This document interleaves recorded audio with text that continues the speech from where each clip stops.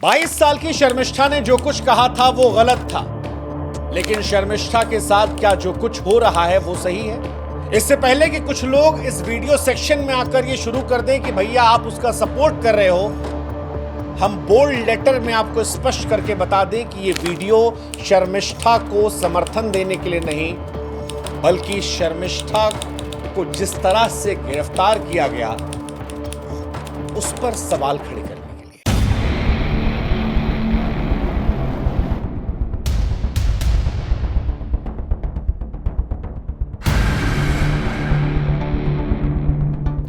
क्योंकि शर्मिष्ठा जो कुछ कर रही थी और जो लोग उनमें आग पानी देकर इंजन भर रहे थे, रिट्वीट कर रहे थे, हम तब भी कह रहे थे कि ना वो भाषा ना वो विचार एक सभ्य समाज में स्वीकार है। लेकिन अब जो कुछ बंगाल पुलिस ने किया है, क्या वो स्वीकार्य है?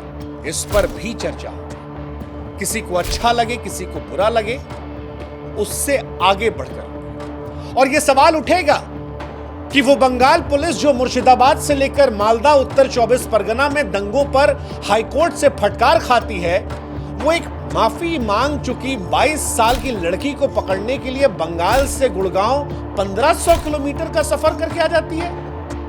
वो जो अपने घर को नहीं संभाल पाई, वो एक लड़की को गिरफ्तार करने के लिए इतनी ज्यादा तत्पर होती है।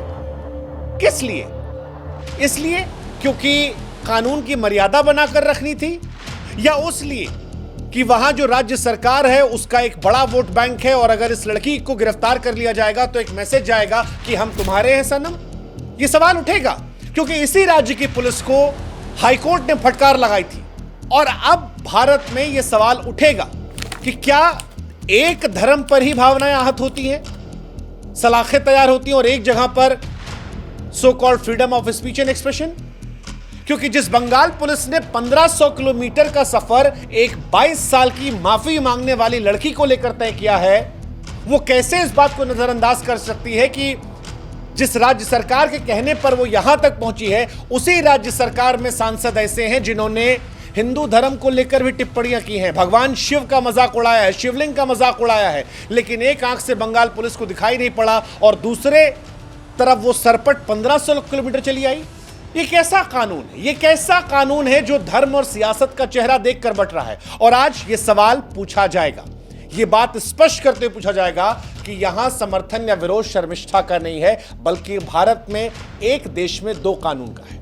हमने ये मसला पहले भी उठाया था, जब प्रोफेसर साहब को गिरफ्तार किया गया था तब भी हमने कहा था कि मध्य प्रदेश में मंत्री को गिरफ्तार नहीं किया गया, लेकिन प्रोफेसर को गिरफ्तार कर लिया गया। एक गुनाह की एक को सजा, एक को माफी कैसे हो सकती है? और आज ये मसला शर्मिष्ठा को लेकर भी हम उठाएंगे। ये कहते हुए उठाएंगे कि शर्मिष्ठा ने जो कुछ कहा था वो गलत था, लेकिन शर्मिष्ठा को गिरफ्तार आप कर लेंगे और बाकी को आप छोड़ देंगे, ये सही कैसे हो सकता? 22 साल की लड़की है, वो एक सोशल मीडिया पर पोस्ट करती है, माफी मांगती है, ये कहती है बार बार कि पाकिस्तान समर्थित आतंकवाद ने कश्मीर में जो कुछ किया था उसे देखकर उसके अंदर गुस्सा आया था, पाकिस्तान के कलाकारों पर निशाना उसने साधा था, भाषा खराब थी, गंदी थी, घिनौनी थी, लेकिन इंटेंशन पाकिस्तान को जवाब देना था। उस दुख में, उस गुस्से में बढ़ते बढ़ते और कुछ लोगों के वो रीट्वीट कमेंट के डीजल फ्यूल डालते डालते उस लड़की ने मर्यादा को लांघ दिया। आतंकवाद, कट्टरपंथ से आगे बढ़कर उसने पैगंबर मोहम्मद को लेकर टिप्पणी कर दी जो नहीं करनी चाहिए थी, धार्मिक भावनाओं को ठेस पहुंचाने वाली थी। लेकिन सच यह भी है कि उसने माफी मांग ली थी। यह लिखा था कि मैं बिना शर्त माफी मांगती, मेरी टिप्पणी कट्टरपंथी आतंकवादियों के लिए थी, किसी धर्म को ठेस पहुंचाने के लिए नहीं। यह भी कहा था कि मैं सावधान रहूंगी, माफ कर दीजिए मुझे। लेकिन पश्चिम बंगाल की पुलिस ने उस माफी को कुचल दिया। वो पुलिस जो अपने ही राज्य में स्थिति को संभाल नहीं पाती, वो सरपट गुरुग्राम पहुंच गई, हथकड़ियां पहनाई, वो लड़की चिल्लाती रही कि ये डेमोक्रेसी नहीं है।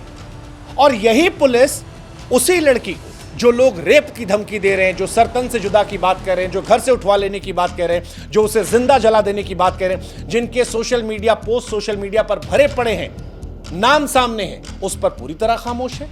सवाल है क्यों? और आज कई सारे सवाल उठेंगे।